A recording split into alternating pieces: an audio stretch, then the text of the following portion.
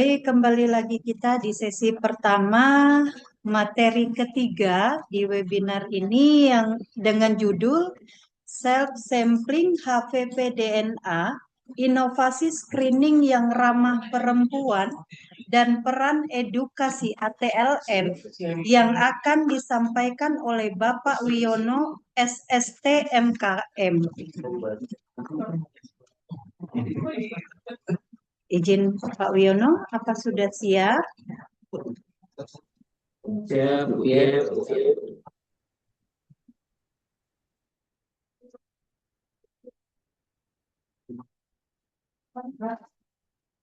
Baik, sebelumnya izinkan saya membacakan CV dari Bapak Wiono, SSTMKM, tempat tanggal lahir Klaten 28 Juli 1981, riwayat pendidikan D3 Analis Kesehatan, D4 Epidemiologi Mitra Spesialis Kemenkes, S2 Fakultas Kesehatan Masyarakat Universitas Indonesia. Pengalaman bertugas Tim Penanganan COVID-19 Dinkes Kuburaya, penanggung jawab pengelola program laboratorium tingkat 2 Dinkes Kabupaten Kuburaya. Baik, untuk Bapak Wiono SST MKM, untuk waktu dan tempat dipersilahkan.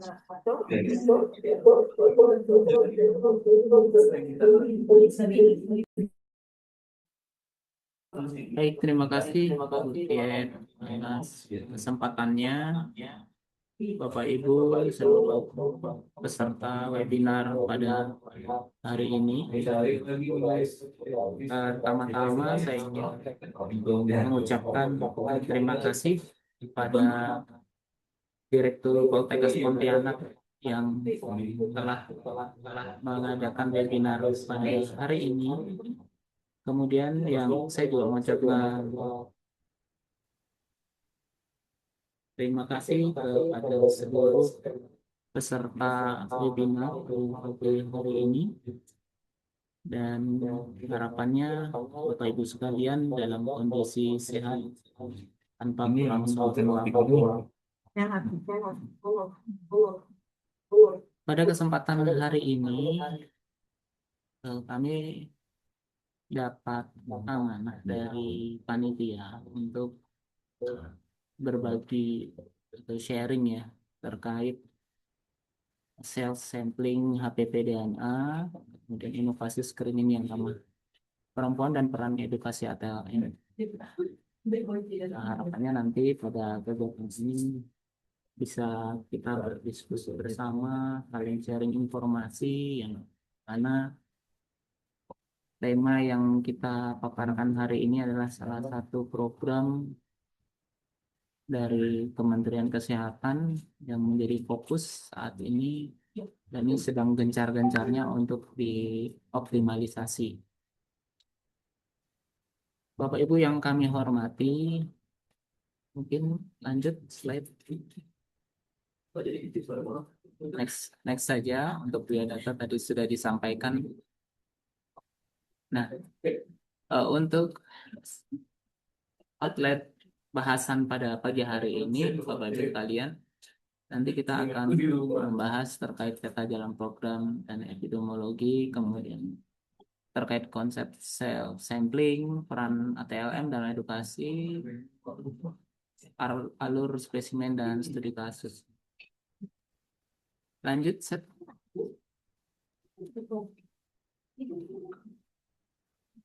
Ya.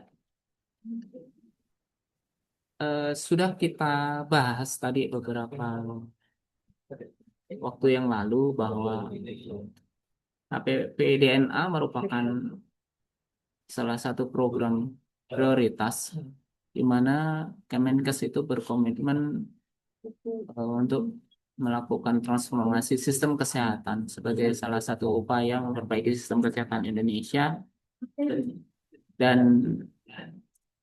program HPV DNA ini merupakan program prioritas nasional di Indonesia yang bertujuan untuk mengeliminasi kanker cervix pada tahun 2030. Kurang jelas suaranya. Oh, kurang jelas ya. Pak, kurang dekat kali. Dengan menargetkan 75% wanita usia 30 hingga 69 tahun itu untuk dilakukan screening HPV. Nah, ini tercetus di dalam transformasi sistem kesehatan saat ini, dan ini kita terus diupayakan melalui Kementerian Kesehatan yang dibuat kebijakan yang tentunya itu akan dilaksanakan hingga ke unsur bawah, di mana sebagai unsur pelaksana kita paling terdepan adalah teman-teman nakes kita yang ada di Fasyankes tingkat pertama. Slide.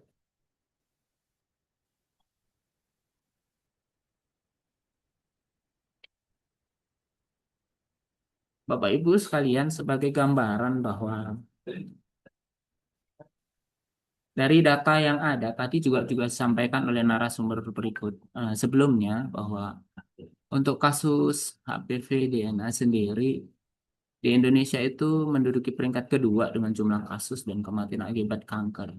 Ini berdasarkan International Agency for Research on Cancer ya di tahun 2022, di mana ada 408.661 kasus baru dengan 242.988 kematian. Dan ini nanti diprediksi hingga di tahun 2050 ini juga akan menjadi kenaikan. Bahkan juga angka kematian terkait akibat dari infeksi kanker, uh, khususnya untuk di kanker serviks itu sendiri.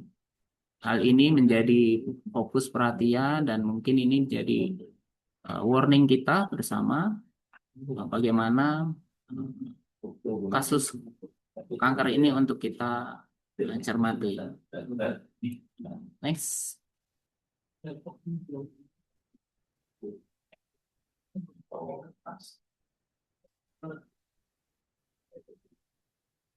Kalau kita lihat dari gambaran saat ini bahwa kanker leher rahim merupakan kanker dengan jumlah kasus dan kematian tertinggi kedua pada perempuan di Indonesia, yang ini di mana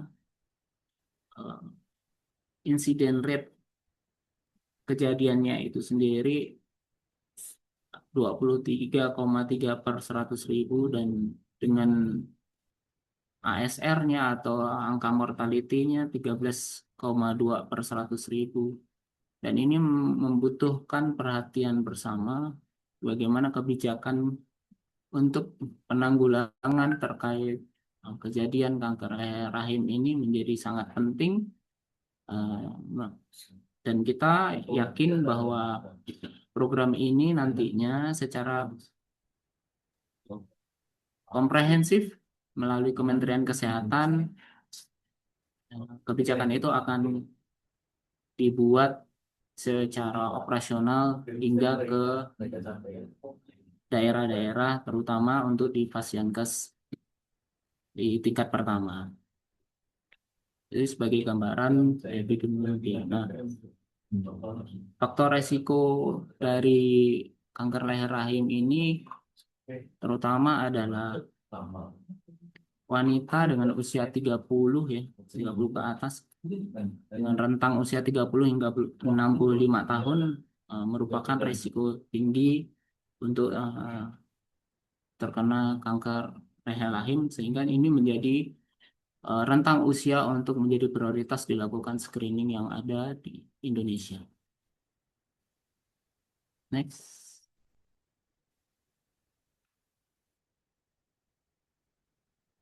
Angka kesakitan atau angka kematian dan kesakitan akibat leher rahim, kanker leher rahim diprediksi akan terus meningkat, dan kasus ini seiring sejalan kalau di tahun 2025 sendiri dari catatan IARC tahun 2024 ini ada kurang lebih 38,8 ribu kasus baru dan dengan 22,3 ribu kematian dan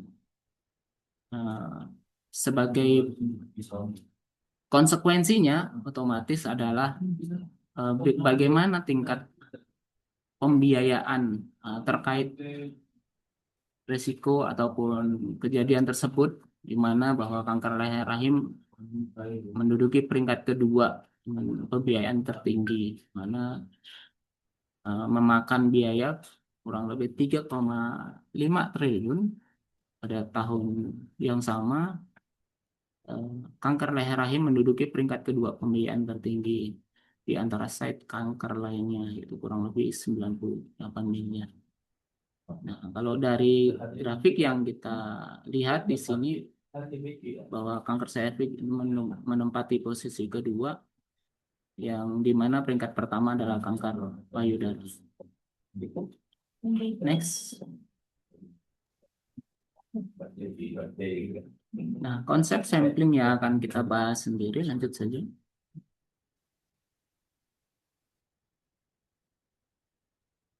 Nah, untuk apa itu dari screening itu sendiri? Screening HPV DNA adalah pemeriksaan yang mendeteksi keberadaan virus HPV, human papillomavirus, berisiko tinggi yang dapat menyebabkan kanker cervix. Nah, tadi juga dari narasumber berikut sebelumnya tadi dibahas bagaimana tipe virus yang paling banyak menyebabkan kanker cervix adalah HPV tipe 16 dan tipe 18.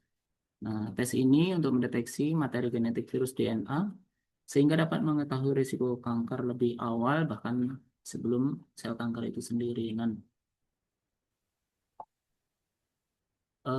ini menjadi tahapan kita di Kalimantan Barat sendiri. Screening HPV DNA untuk di tahun 2024-2025 juga mengalami peningkatan cakupan. Dan nanti juga akan kita lihat bagaimana besaran kasus screening untuk khususnya di screening HPV DNA sendiri. Next.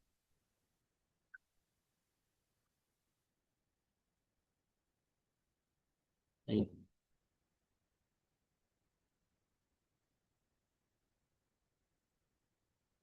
Berdasarkan surat edaran dari Kemenkes RI tahun 2024 tentang peringatan Hari Kanker Sedunia, bahwa strategi pencegahan dan pengendalian kanker itu dilaksanakan menggunakan 4 pendekatan, empat pilar ya, yaitu promosi kesehatan, deteksi dini, perlindungan spesifik, dan tata laksana sesuai standar.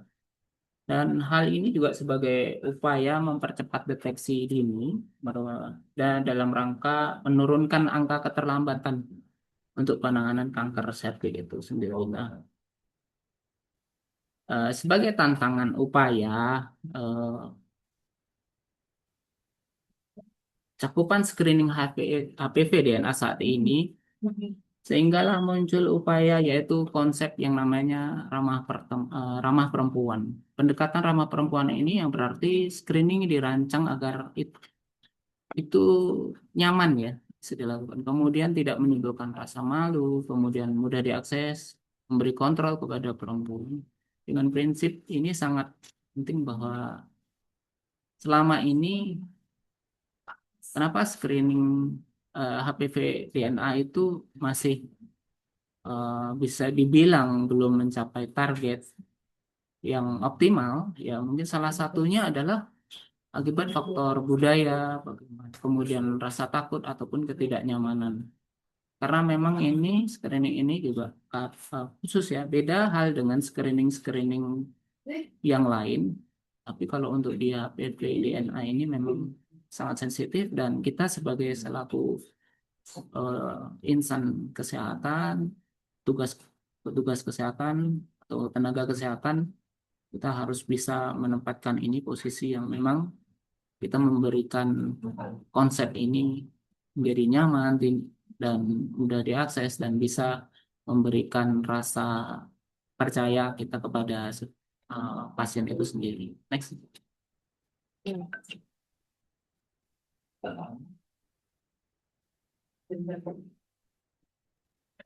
Bapak Ibu sekalian, dari tentu inovasi screening HPV itu dari masalah yang mungkin bagaimana cakupan screening HPV yang belum optimal, itu muncullah salah satunya adalah subsampling atau pengambilan sampel mandiri ini.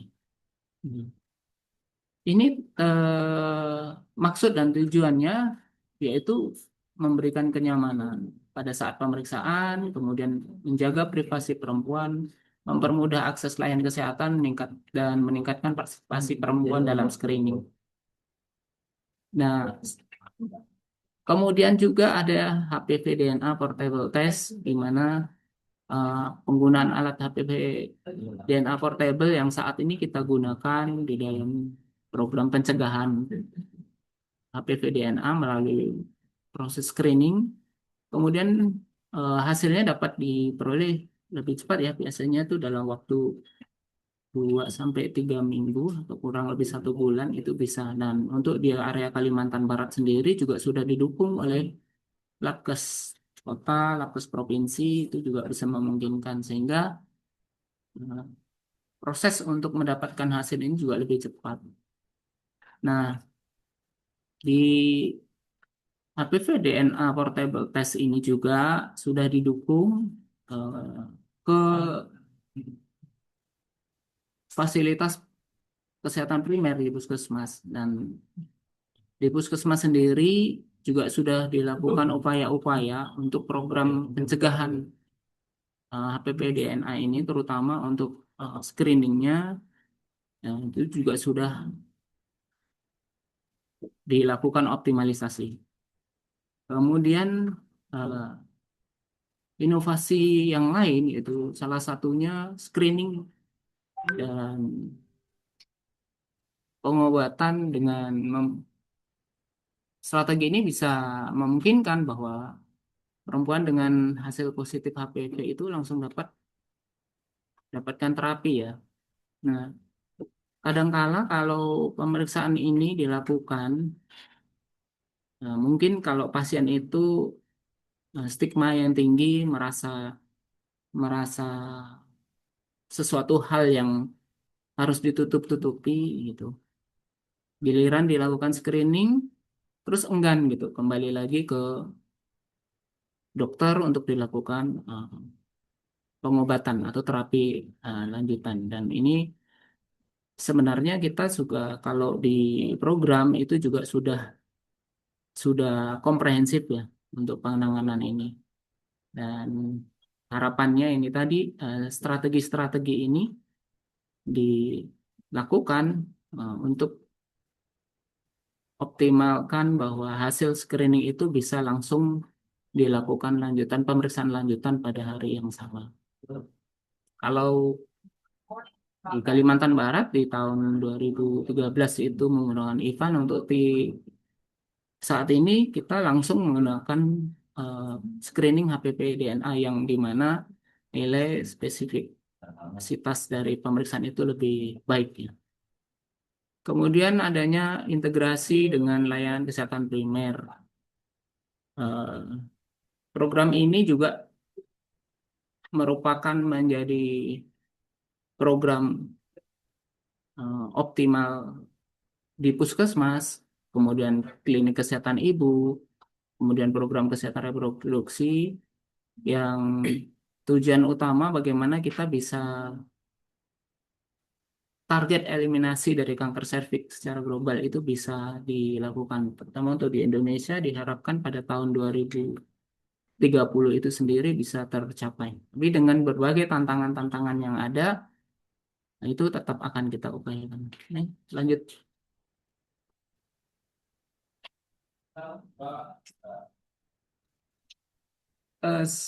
Bapak Ibu sekalian, dalam hal cell sampling ini sendiri,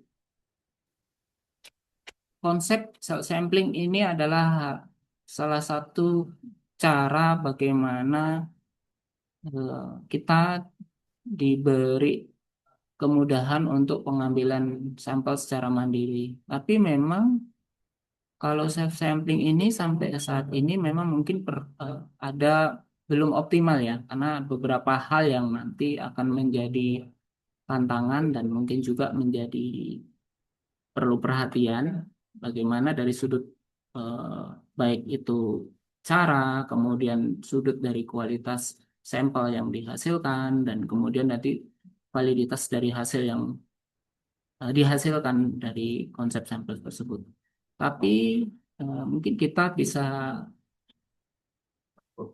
sharing informasi bagaimana untuk terkait prosedur self sampling sendiri sebagai kita sebagai insan PLM atau insan kesehatan itu alangkah lebih baiknya kita tahu dan juga ini sebagai bentuk atau tata cara kita untuk nantinya ke masyarakat yang membutuhkan. Dimana untuk persiapan sebelum sampel sendiri standar kita sama ya. Kita tetap menggunakan melalui standar PPI kita, bagaimana kita harus mencuci tangan dengan sabun, kemudian kita harus membaca petunjuk penggunaan alat, kemudian kita harus menyarankan kepada pasien untuk tidak melakukan hubungan seksual selama 24 jam. Kemudian tidak menggunakan obat atau pembersih vagina sebelum pengambilan sampel. Nah, ini harapannya nanti sampel yang diambil itu bisa memberikan hasil yang akurat. Nah, kalau kita sebagai seorang ATM juga, kita juga biasanya kita selalu menggunakan prinsip bagaimana sebelum kita sampling itu melakukan sampel itu bisa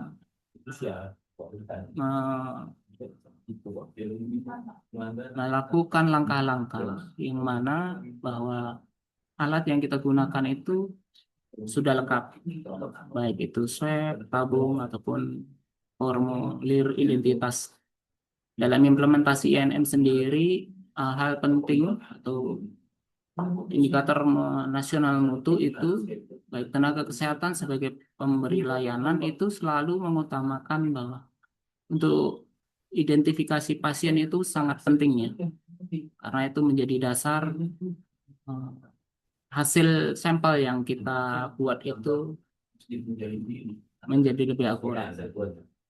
Dan kita harus memastikan bahwa setiap alat itu tetap steril dan tidak menyentuh bagian lain sebelum digunakan. Lanjut.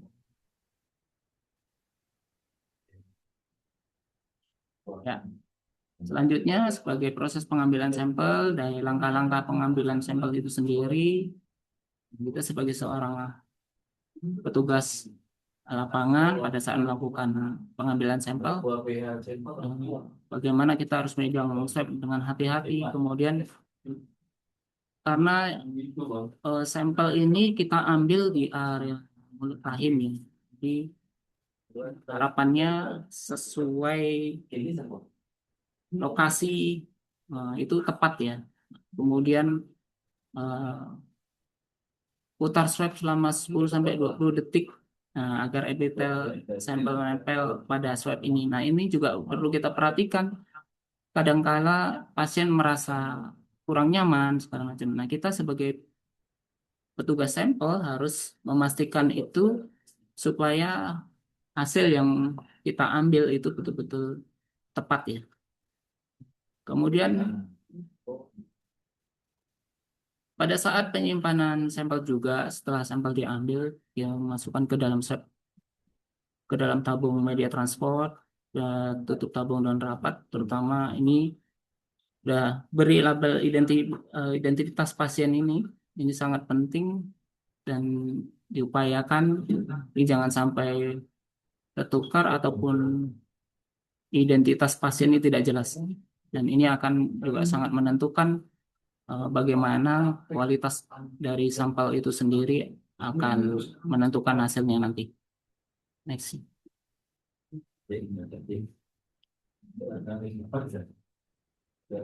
Ya, kalau dari inovasi keunggulan terhadap self sampling ini sendiri sebenarnya harapannya ya, karena selama ini cakupan dari screening pemeriksaan HPV DNA ini kan masih belum optimal. Sebagai gambaran untuk di kasus di Kalimantan Barat sendiri, eh, pemeriksaan sampling ataupun keunggulan dari self sampling ini sendiri, harapannya ini bisa memberikan kelebihan ya dibandingkan pemeriksaan konvensional yang biasanya kita gunakan, yaitu menjaga privasi pasien, kemudian mengurangi rasa malu dan ketidaknyamanan, kemudian prosedur lebih sederhana dan cepat, dan dapat dilakukan di rumah atau pasienkes, meningkatkan partisipasi perempuan dalam screening, dan harapannya juga ini bisa meningkatkan ya cakupan screening. Tapi ini adalah salah satu analisis bagaimana cakupan screening untuk HPV DNA ini dalam rangka untuk meningkatkan cakupan tersebut, sehingga muncullah upaya-upaya salah satunya melalui self sampling itu sendiri. Next.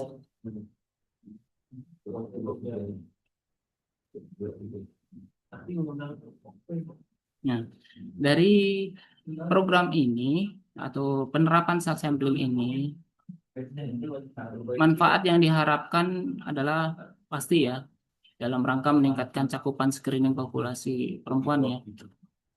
Kemudian mempercepat deteksi dini lesi prakanker, kemudian mengurangi angka kejadian kanker serviks, dan mendukung strategi eliminasi kanker serviks secara global.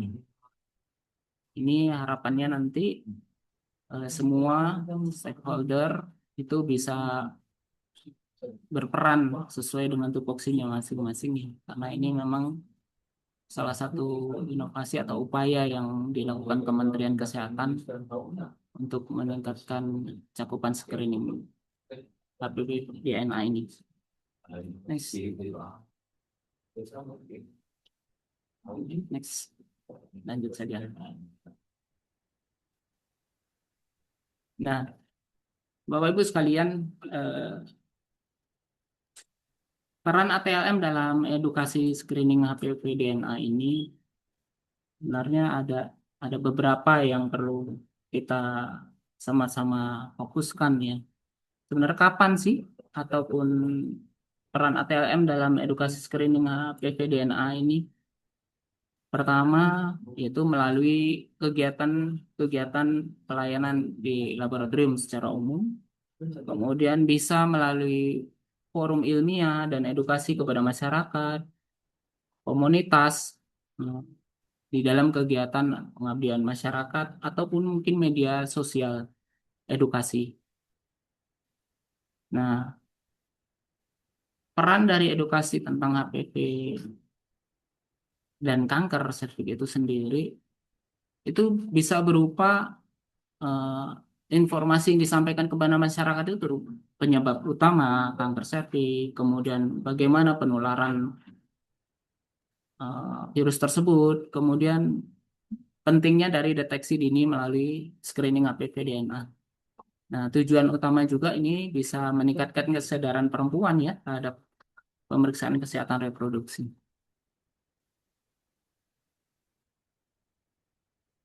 Peran ATLM sendiri sebenarnya apa saja yang bisa diimplementasikan dalam hal edukasi, yaitu bagaimana cara pengambilan sampel ya, kemudian metode self sampling atau pengambilan oleh tenaga kesehatan, kemudian proses pemeriksaan di laboratorium.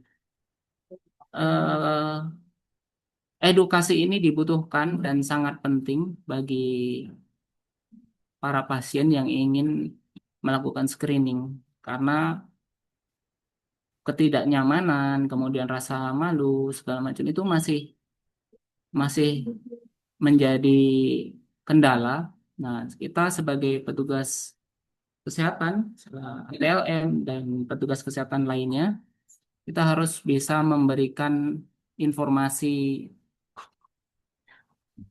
ini menjadi pasien tersebut menjadi gampang dan aman, nyaman untuk melakukan screening HPV DNA. Next.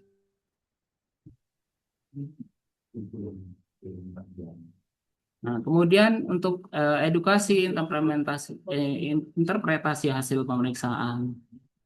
Nah, seorang ATLM atau petugas kesehatan, kita harus mengetahui arti dari hasil positif, kemudian arti hasil negatif, kemudian kalau seandainya nanti ditemukan hasil positif, itu pemeriksaan apa yang perlu dilakukan ataupun kemana yang harus dilakukan oleh para pasien tersebut untuk penanganan atau pemeriksaan lanjutan lainnya.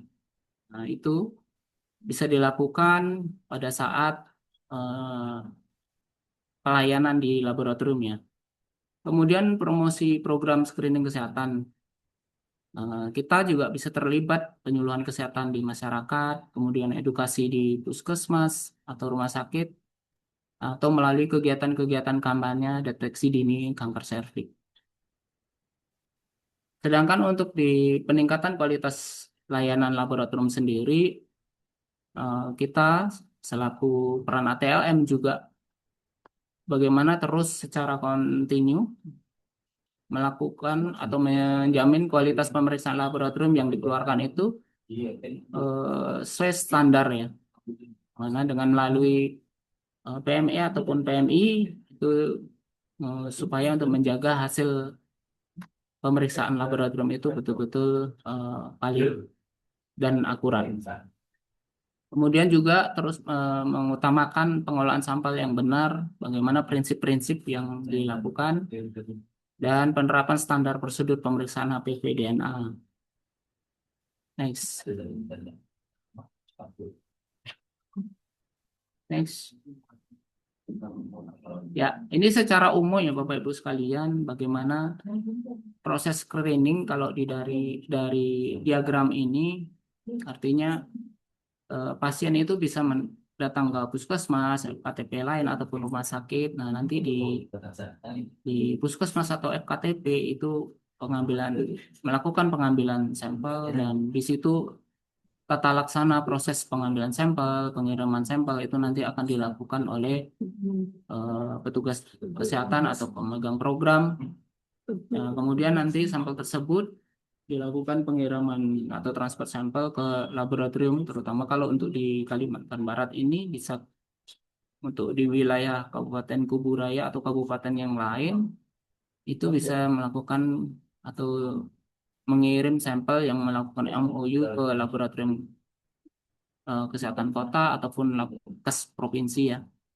Nah, kemudian hasil yang dihasilkan atau yang dikeluarkan oleh laboratorium tersebut nantinya akan dikirim ke Pasienkes pengirim dan Pasienkes tersebut akan memberitahukan hasil tersebut ke masing-masing pasien ataupun yang melakukan screening sehingga dokter ataupun petugas di Pasienkes itu bisa memberikan informasi tindak lanjut apa yang perlu dilakukan oleh pasien untuk langkah-langkah selanjutnya setelah melakukan screening itu bagi yang memang hasil screening HPV DNA-nya itu sendiri positif. Next. Nah, ini untuk prosedur penerimaan, penanganan, dan kemudian sampel di laboratorium ya.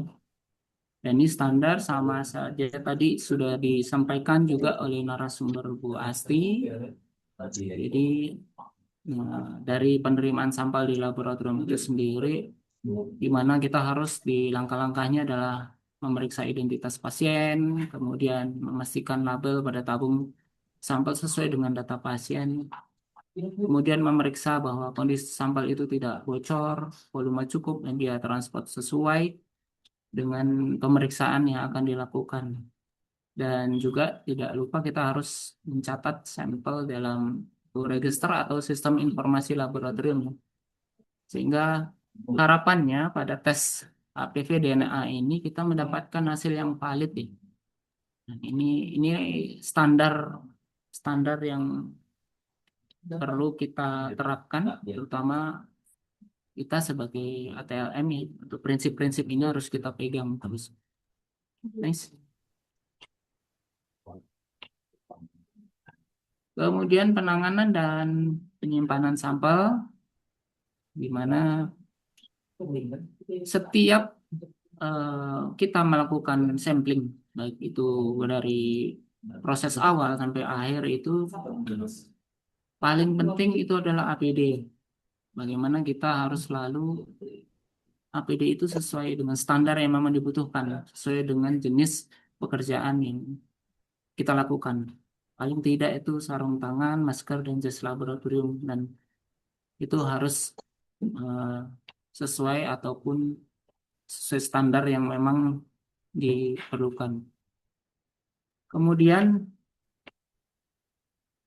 penyimpanan sampel dalam media transport virus atau buffer khusus itu betul-betul harus kita perhatikan. Bagaimana menjaga suhu sampel tersebut, baik itu dalam proses nanti pengiriman sampel dari Pasienkes ke laboratorium itu, kita menjaga suhu itu tetap sesuai dengan suhu optimum yang memang dibutuhkan sampel itu. Kemudian juga kita harus memperhatikan bagaimana menghindari kontaminasi silang antar sampel.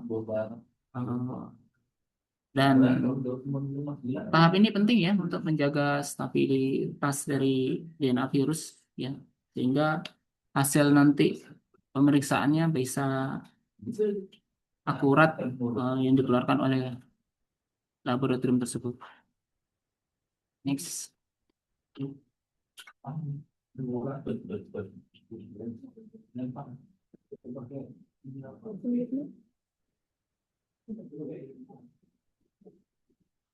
Putus ya? Dari kamu habis pembukaan tadi. Tadi aku ngomong sekarang ya?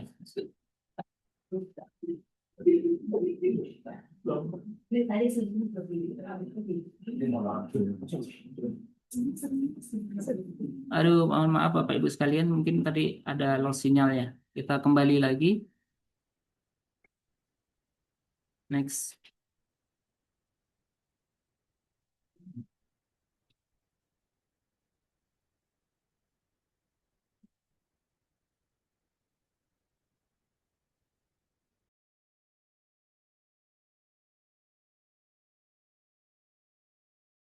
Aku ngomong dalam ini. Ya, baik. Kita lanjutkan Bapak Ibu sekalian. Untuk di pengujian HPV DNA sendiri ya, kita menggunakan metode PCR ya, polymerase chain reaction ini. Dan untuk di Kalimantan Barat ini kita sebagai laboratorium rujukan di Labkesda Kota dan Labkesda Provinsi Kalimantan Barat. Next saja. Nah, kalau untuk alat dan bahan yang dibutuhkan standar untuk pemeriksaan HPV DNA ini sama, ada aplikator dan tabung VTM-nya, kemudian ada labeling, parafilm, kemudian plastik ziplock biohazard-nya juga, dan tisu standar. Lanjut. Nah, ini juga sebagai untuk transport sampel, di mana kita membutuhkan cool box ya, untuk menjaga supaya suhu itu tetap stabil di 2 hingga 8 derajat Celcius, kemudian rak tabung dan termometer. Lanjut. Ini tahapan-tahapan untuk pengepakan spesimen hingga sampel tersebut bisa dikirim ke laboratorium ya, sesuai standar. Lanjut saja.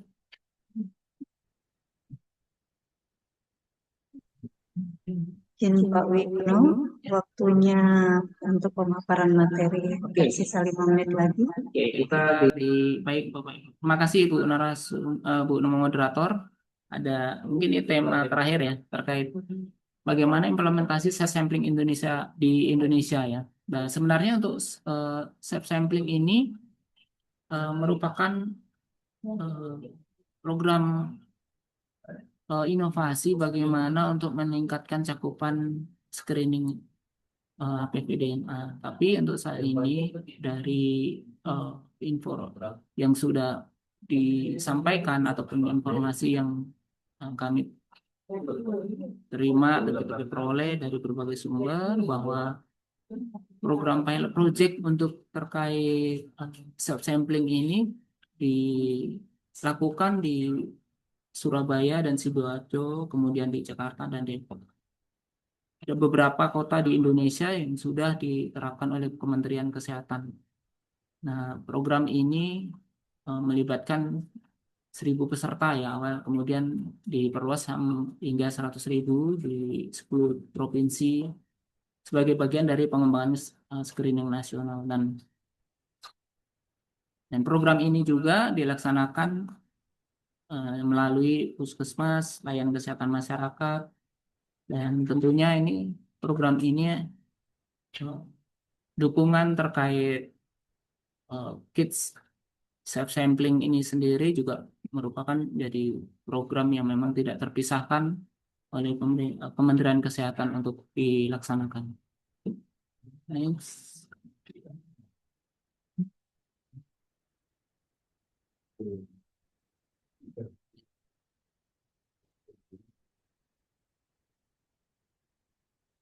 Integrasi dalam program nasional bahwa untuk screening HPV DNA ini sendiri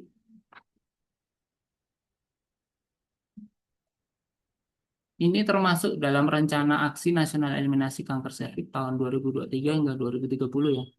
Nah, tahun ini 2026 ini diintegrasikan melalui CKG sehingga kita masyarakat bisa mendapatkan screening HPV DNA ini di puskesmas yang nanti datanya bisa kita akses melalui CKG di puskesmas. Ya, biasanya di puskesmas ini kalau untuk CKG ini kita menggunakan aplikasi Satu Sehat ya. Kemudian em, target nasional bagaimana meningkatkan screening perempuan usia 30 hingga 69 tahun, mempercepat deteksi lesi prakanker dan menurunkan angka kematian akibat kanker serviks. Next. Nah, harapannya dari implementasi self sampling di Indonesia itu sendiri bisa meningkatkan minat perempuan untuk melakukan pemeriksaan, kemudian mempermudah akses di daerah dengan tenaga kesehatan terbatas, mengurangi beban layanan kesehatan, dan memungkinkan screening skala besarnya. Nah, itu dari upaya-upaya ini sedang dilakukan ya. Kalau di Kalbar sendiri dari data bidang P2 bahwa cakupan screening HPV DNA di tahun 2025 dengan target screening 29.101 tes itu terrealisasi sebesar 12.613 ya, atau kalau kurang lebih sekitar 43,34%. Nah, artinya untuk tahun 2025 sendiri belum sampai 50%. Nah, hal inilah yang mungkin menjadi salah satu juga menjadi dasar ya bahwa inovasi ataupun konsep self sampling ini nantinya bisa meningkatkan cakupan screening. Next. Nah, tentunya program ini atau implementasi self sampling ini pasti ada beberapa kendala ataupun tantangan ya yang membuat ini ke depannya mungkin masih belum optimal ya.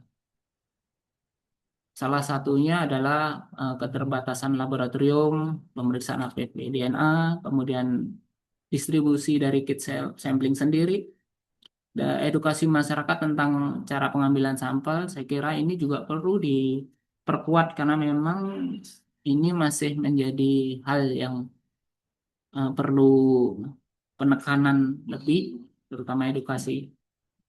Kemudian sistem rujukan bagi hasil positif. Nah, itu bagaimana nih kalau seandainya pasien ternyata dinyatakan positif? Bagaimana peran dari rumah sakit ataupun pasienkes yang lain untuk tindak lanjut pemeriksaan selanjutnya? Nah, ini tantangan-tantangan yang memang saat ini kita hadapi dalam hal untuk implementasi dari self sampling itu sendiri. Next. Ya, jadi mungkin ini saja yang bisa saya sampaikan kepada Bapak Ibu sekalian. Mudah-mudahan ini bisa menjadi share info dan kita sharing informasi dan mungkin ada hal-hal yang lain. Saya kembalikan ke moderator. Terima kasih Bapak Wiono atas pemaparan materinya. Untuk edukasi HPP-DNA ini terkait HPP-DNA ini sangat penting ya Pak ya untuk pencapaian dari target pemeriksaan yang berkaitan dengan program nasional. Memang informasi tentang HPP-DNA sudah sangat gencar kita dengarkan, kita bagikan, kita sebarkan, baik dari terkait penyebab dari kanker leher rahim ini dan cara pengambilan sampelnya, pemeriksaannya, kaitan dengan interpretasi hasil serta promosi program screening kesehatan ini sudah sangat-sangat lumayan gencar ya Pak kita lakukan. Mungkin dengan adanya inovasi dari pengambilan self sampling yang sangat ramah untuk perempuan, ini harapan kita untuk cakupan pemeriksaan akan lebih baik. Dikarenakan dengan cara self sampling ini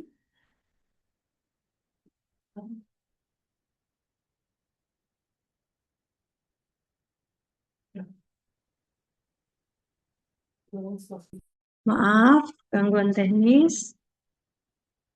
Diharapkan dengan adanya inovasi self sampling ini cakupan dari target dari pemeriksaan yang di tahun 2025 kurang dari 50% dapat kita tingkatkan sehingga kejadian kanker leher rahim yang terdeteksi dengan fase lanjut, fase lebih dini, itu akan kita tingkatkan untuk mengurangi beban dari pembiayaan dari kanker leher rahim ini ya Pak. Baik, untuk peserta webinar, apakah ada pertanyaan yang ingin ditanyakan kepada Bapak narasumber, Bapak Wiono? Dipersilahkan.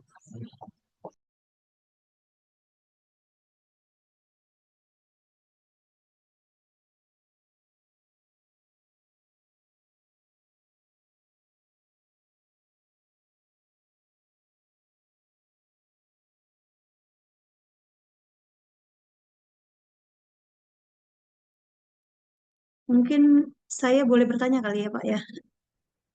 Kaitannya dengan inovasi ini, seberapa efektif dari inovasi pengambilan secara self-sampling dengan metode konvensional yang kita tahu bahwa metode konvensional dilakukan oleh petugas kesehatan dengan peralatan yang mungkin lebih lengkap ya Pak. Kalau untuk self sampling kan dengan peralatan yang seperti itu mungkin agak sulit dilakukan ya Pak.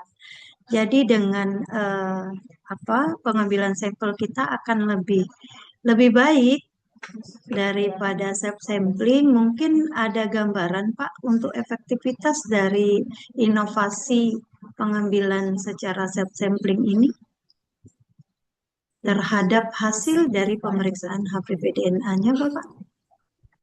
Baik, makasih Bu. Sebagai gambaran ya untuk inovasi dari self sampling ini, terutama kalau untuk di Kalimantan Barat sendiri saat ini untuk pengambilan ini tetap masih dilakukan oleh petugas kesehatan karena itu tadi berbagai pertimbangan bagaimana untuk mengurangi tingkat kesalahan, kemudian bagaimana untuk nanti bisa menghasilkan hasil pemeriksaan yang lebih akurat. Nah, dari Dinas Kesehatan Provinsi sendiri dan beberapa kabupaten yang sudah melakukan screening HPV DNA ini, itu kita kegiatan untuk self sampling ini masih tetap dibantu oleh petugas kesehatan. Cuman untuk implementasinya itu sendiri, bagaimana untuk mencapai cakupan yang lebih eh, optimal, yaitu kita aktif ya. Jadi kabupaten melakukan kerjasama ataupun kita bermitra dengan instansi-instansi terkait, instansi pihak lain, kita melakukan kunjungan atau kita jemput bola.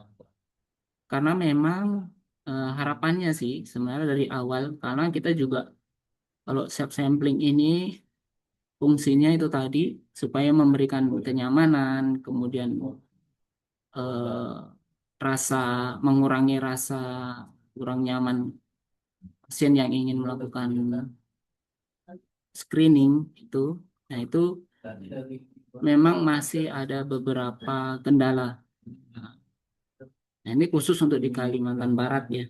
Kalau untuk pilot project di daerah yang dilakukan oleh Kementerian Kesehatan, mungkin kami belum mendapatkan eh, data secara detail, apakah itu bisa secara signifikan, tapi sebagai gambaran untuk di Kalimantan Barat itu sendiri, dari total data yang sudah dilakukan screening itu kita masih di capaian di 43,34%. Dan kami selaku di kabupaten dan provinsi ini melakukan evaluasi apakah memang di self sampling ini nantinya akan secara mandiri, tapi ini untuk saat ini masih kendala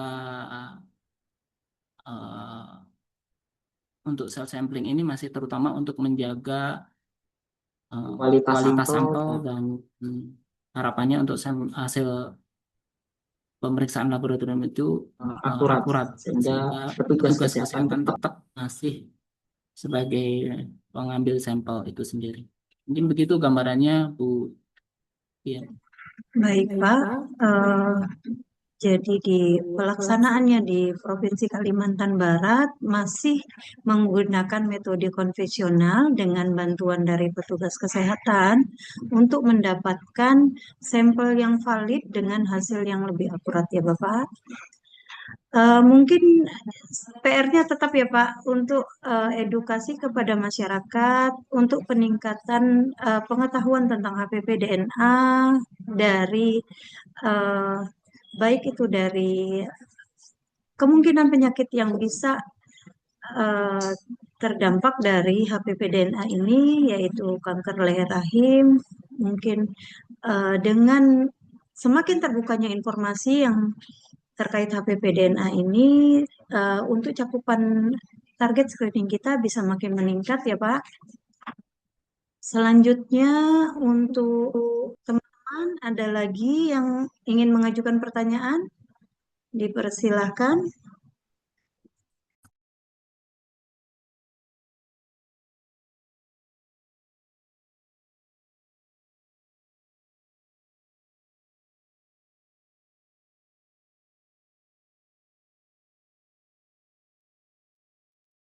Baik, jika tidak ada pertanyaan dari teman-teman, mungkin waktu saya berikan kepada Bapak Wiono SSTMKM untuk melakukan closing statement. Silakan Bapak.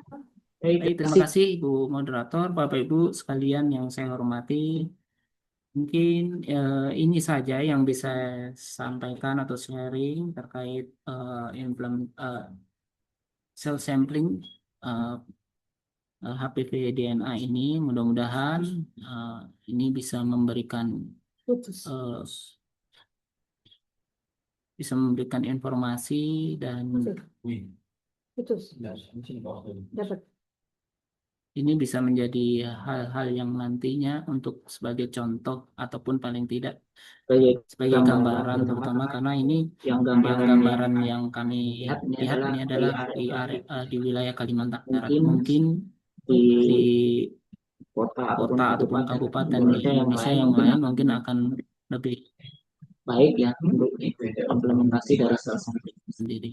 Kami mengucapkan terima kasih dan menyampaikan permohonan maaf apabila saya menyampaikan hal-hal yang kurang berkenan.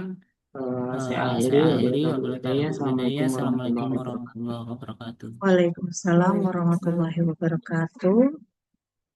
Dengan closing statement dari Bapak Wiono SSTMKM, maka materi ketiga dari sesi pertama ini sudah selesai dan saya akhiri. Untuk selanjutnya, saya kembalikan kepada MC untuk acara berikutnya. Dipersilahkan. Terus dari sini. Closing you know enggak? Closing ya lagi. Izin Bapak Wiono SSTMKM, saya berikan waktu untuk memberikan closing statement. Dipersilahkan. Baik, terima kasih Ibu Moderator. Terima kasih saya mengucapkan kepada Bapak Ibu sekalian dan mengikuti webinar untuk di sesi ini. Saya mengucapkan permohonan maaf apabila ada hal-hal yang kurang dalam saya menyampaikan materi tadi. Saya ucapkan terima kasih. Saya akhiri. Wabillahi taufiq wal hidayah. Assalamualaikum warahmatullahi wabarakatuh. Waalaikumsalam warahmatullahi wabarakatuh.